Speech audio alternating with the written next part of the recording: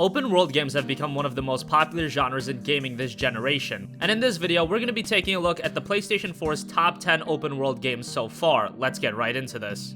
Number 10, Middle-earth: Shadow of Mordor. We usually don't have the biggest expectations for a licensed game unless it's Batman. However, with Shadows of Mordor, I knew we were gonna get a pretty good game, although I had no idea that it would be as good as it was. The game has a reasonably sized open world filled with content, and while the world might not be as big as some of the other open world titles, it still has a lot of side content and missions you would expect. Outside of the world, you also had terrific combat that made the game a joy to play. The only real negative about the game was the story. At times it was very engaging, but by the end I just wanted it to be done. Regardless, Shadow of Mordor is a game that you should check out. Number 9, Infamous: Second Son. Sucker Punch's first game on the PlayStation 4 was another entry into their beloved Infamous series. I wouldn't say Infamous Second Son was as good as Infamous 1 or 2, it just felt that some parts of the game were a bit rushed. The main story was very short and some of the side quests were a bit repetitive. However, Infamous Second Son's sandbox of Seattle looks absolutely amazing. The world is huge and everything is detailed, from all the different set pieces to the building. Graphically, this is one of the best open worlds you'll ever see. Not to mention, the game is a ton of fun. You've got all these different superpowers, all varied and unique. While by no means is Infamous Second Son perfect, the game does have a terrific open world. Number 8, Assassin's Creed 4: Black Flag. The Assassin's Creed games have always had pretty good open worlds, and with Assassin's Creed 4, it's the best of them all. Ubisoft absolutely nailed the pirate theme and ambiance with the various locales in the game. Also, the world is absolutely massive. You've got many different cities, islands, bodies of waters to explore. This is one that will take you a long time to completely finish. The gameplay is your standard Assassin's Creed fare, so there's not much to write home about there. However, the naval combat was very good. At the end of the day, AC4 is still an Assassin's Creed game, and some just really can't get into them. But I recommend giving AC4 a shot. It's up there with AC2 in terms of quality.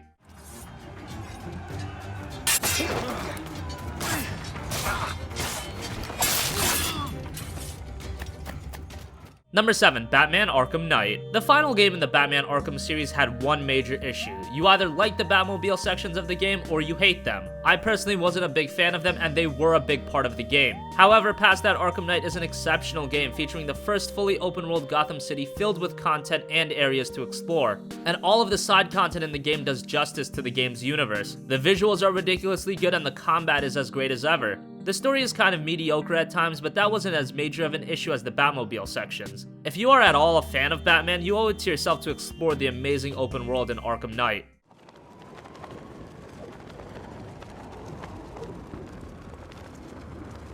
Is there anywhere left that ain't been looted? I'm getting bored. Number 6, Tom Clancy's The Division. The Division is a multiplayer third-person shooting loot fest. The world of The Division is the biggest highlight in the game. The recreation of New York is spot on and everything is very detailed. Not to mention things like the weather effects and the civilians roaming the streets give the world some sort of authenticity and realism. As far as the game itself, it's not something everyone will enjoy. Since the game is a shooter RPG hybrid, the enemies tend to be very bullet spongy, which is something a lot of people will be put off by. If you are familiar with the grindy MMO type gameplay, you know what you're getting out of The Division. It is very good if you're into that kind of gameplay. Number 5, Grand Theft Auto 5. GTA 5 is a pretty old game at this point. The game was originally released on the PlayStation 3 and Xbox 360 nearly 3 years ago and saw a release on next generation platforms a year later. The PS4 version of the game is much better than the initial, featuring a much more stable frame rate, better visuals, and so on. Grand Theft Auto 5 has one of the biggest and most vibrant open worlds ever, with loads of content, places to explore, etc. The game also has a pretty decent online mode. GTA 5 is one of the most content-filled games ever. At this point, I don't know too many people that haven't played GTA 5, but if you're one of those, play it ASAP. Number 4, Dragon Age: Inquisition. BioWare has a track record for creating some of the best RPGs of all time, and with Dragon Age Inquisition, they delivered once again. Dragon Age Inquisition is an epic fantasy RPG with a very memorable story, which has always been BioWare's strength. The game is rich in content and high in replay value. The combat in the game, which is a blend of the first 2 Dragon Age games, also make exploring the game's open world much more enjoyable. Dragon Age Inquisition is a very expansive RPG, and it's filled with things that are meaningful to do and see, which is sometimes an issue with huge open world games. If you are at all a fan of RPGs, Inquisition must be near the top of your to-play list. Number 3, Fallout 4. Fallout 4 was one of the most anticipated and hyped up games ever, and with that kind of anticipation and hype, it's very hard for a game to live up to expectations. And while some would consider Fallout 4 a disappointment, there's no possible way you can't call it a very good open world game. What Fallout 4 gets right is completely absorbing the player into its world. Commonwealth is very atmospheric, engaging, and interesting, almost always offering the player something new to do or see. The world is absolutely massive, although at this point it's also very similar to what Bethesda has been crafting for the last decade. Unfortunately, Fallout 4 is also littered with technical problems, which has become the norm for Bethesda open world games, but that doesn't make it any better. If you can get past that, Fallout 4 is waiting to offer you one of the most absorbing games ever. Number 2, Metal Gear Solid 5: The Phantom Pain. When it was announced that Metal Gear Solid 5 would be a fully open world game, some were very skeptical. How would the traditional stealth Metal Gear gameplay work in an open world setting? Well, those fears were quickly put to rest. Metal Gear Solid 5's open world does a fantastic job complementing the stealth gameplay, with various different design choices. Now, the world is a bit lifeless, but that's to be expected given the game's setting. It is filled with secrets, content, and so much more. Some of the side missions seemed a bit inconsequential to the grand scale of the game, but that's largely a smaller complaint. Metal Gear Solid 5 did have some glaring issues, such as the lack of a third chapter, but what is in the game is still worth your time and money.